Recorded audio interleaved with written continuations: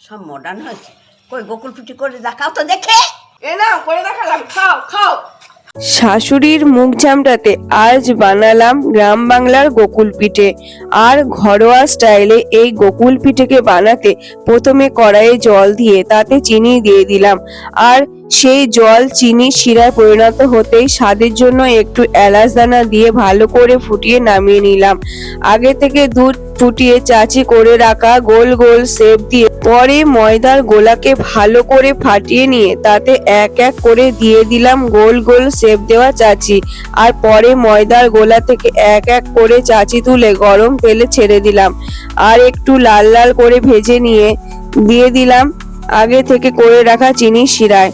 আর অবশেষে একেবারে ঘরোয়া স্টাইলে রেডি হয়ে গেল আজকের রেসিপি গ্রাম বাংলার গোকুল পিঠে।